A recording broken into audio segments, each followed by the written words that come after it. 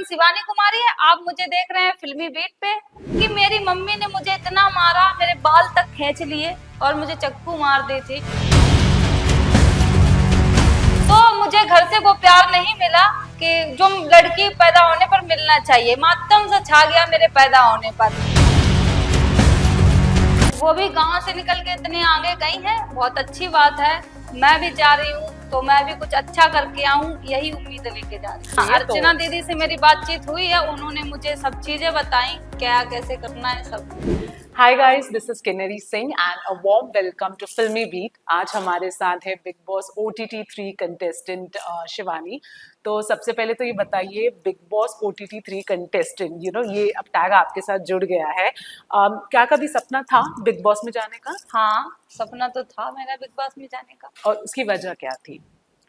उसकी वजह ये थी कि शुरू से बात बताऊं या आधे? जितना आपको ठीक लगे उतना बता दो, बस बात बहुत जानी चाहिए फैंस को। एक अगर रीजन जो भी था। मेरे घर में मेरी मम्मी की 3 बेटियां थी, उनको आज था कि एक लड़का पैदा हो जाए। उसके बाद भी चौथी लड़की पैदा हो जाती है शिवानी कुमारी, मैं। तो मुझे घर से वो प्यार नहीं मिला कि जो लड़की पैदा होने पर मिलना चाहिए। मातम सा छा गया मेरे पैदा होने पर। फिर उसके बाद 1 साल बाद मेरे पिताजी मुझे छोड़ के चले गए। पिता के जाने के बाद ये कभी महसूस नहीं कर पाया कि पापा का प्यार क्या होता है। मेरे भाई भी नहीं थे तब। तो मेरी मम्मी की 4 बेटियां थी, मम्मी के सर पे कहीं ना कहीं जिम्मेदारी थी कि अब हमारी 4 बेटियां हो गई हैं और 3 लड़कियां बड़ी भी हैं, उनकी शादी भी करनी है। तो मम्मी ने कर्जा अर्जा लेके शादी की। एक दीदी की शादी की, फिर 2 दीदी, तीसरी दीदी की भी शादी कर दी। यहाँ तक कि इतना कर्जा हो गया, मेरे घर पे जो मेरे खेत थे उन पे मुकदमा लगा दिया गया। घर परिवार के लोगों ने मुकदमा लगा दिया कि अब इनकी लड़कियां हैं, लड़कियों को खेत नहीं मिलने चाहिए, चाचा के लड़कों के खेत मिलने चाहिए। लेकिन मम्मी वहां से जीती, खेत मुकदमा मम्मी लड़ी वहां से। फिर इतने संघर्ष की दुनिया आ गई। मेरे घर में मेरा घर तक नहीं था, छप्पर पड़ा था। छप्पर, वहां खाने तक को रोटी नहीं मिलती थी। इतने कर्जे में डूब गए, मुकदमा लग गया, कमाने वाला कोई नहीं, मम्मी अकेली, लड़कियां बड़ी हो रही हैं। अब 3 लड़कियों की शादी भी करनी है, मैं चौथी लड़की हूँ, मेरी तो शादी नहीं हुई है। लेकिन फिर बहुत ज्यादा कर्जा हो गया। तो मम्मी वहां पे मम्मी बोल रही कि अब तुम हमें पढ़ना था, हमको पढ़ना था। कि अब मम्मी यही बोलती थी कि पढ़ाई लिखाई से कोई मतलब नहीं है तुमको, लड़कियां सिर्फ इसीलिए बनी होती हैं कि घर का काम करें, चूल्हा चौका करके ससुराल चली जाएं, वहां का घर संभालें। लेकिन हमें लगता था कि नहीं, कुछ तो करेंगे आगे। मेरी मम्मी के लड़के नहीं है, मम्मी को लगता है कि मेरा नाम नहीं अब चल पाएगा। तो ये मेरे दिमाग में कहीं ना कहीं रहता था कि ये इसको मिटाना है।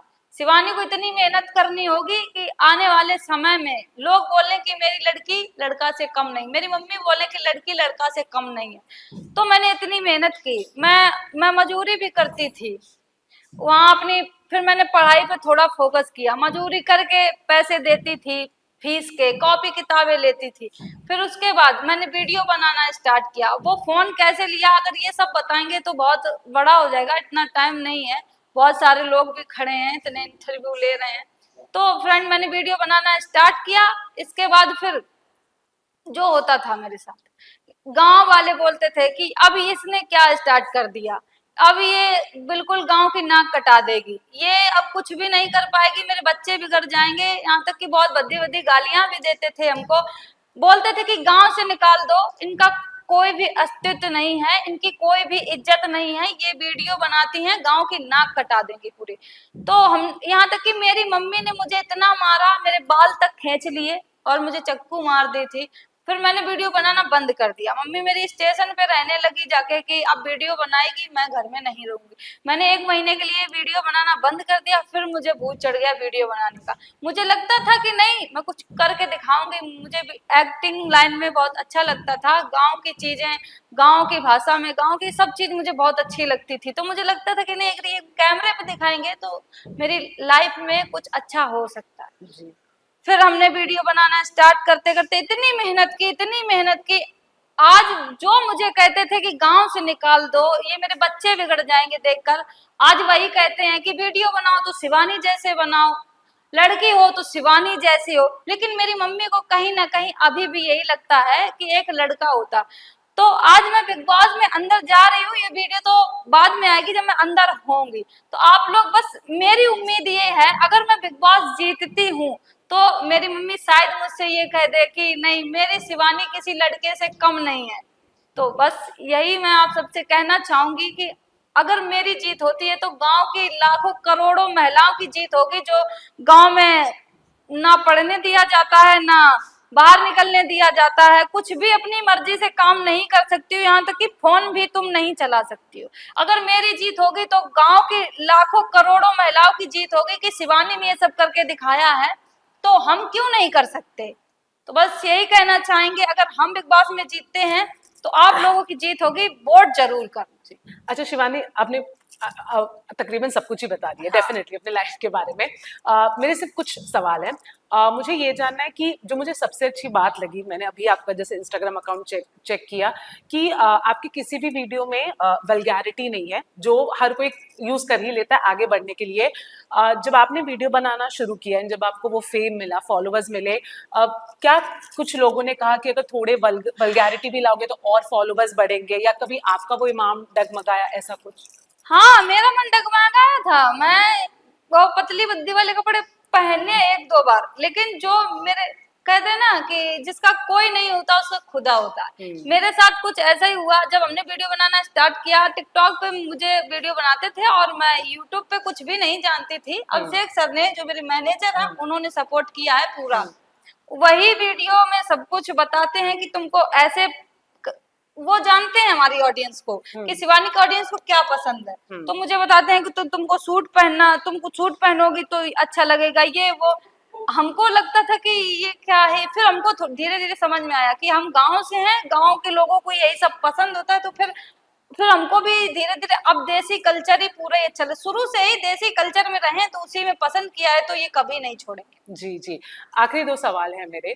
आपकी जो पर्सनालिटी है, आई एम वेरी श्योर कि आप बिग बॉस के घर में जाएंगे, पूरा लाइमलाइट और फोकस आप पे रहेगा, क्योंकि आप बहुत रियल हो, अपने कल्चर से जुड़े हो। बिग बॉस ओटीटी में मनीषा रानी को भी किसी ना किसी वजह से उसी के लिए प्यार मिला था, और तुलना भी शायद होगी आपकी मनीषा से। तो उनके गेम के बारे में क्या कहना चाहते हो, और तुलना होगी तो उस पर क्या बोलोगे? वो भी गांव से निकल के इतने आगे गई हैं, बहुत अच्छी बात है। मेरे मतलब यूपी बिहार का नाम किया है, अब मैं भी जा रही हूँ तो मैं भी कुछ अच्छा करके आऊं, यही उम्मीद लेके जा रही हूँ। आपने ये कहा कि अर्चना से शायद आपकी कुछ बातचीत हाँ, हुई है, अर्चना दीदी से मेरी बातचीत हुई है, उन्होंने मुझे सब चीजें बताई, क्या कैसे करना है सब। अर्चना को कैसे जानती है, अगर कुछ? बिग बॉस में देखते थे। अच्छा, तो फिर जान पहचान मतलब कैसे बनी?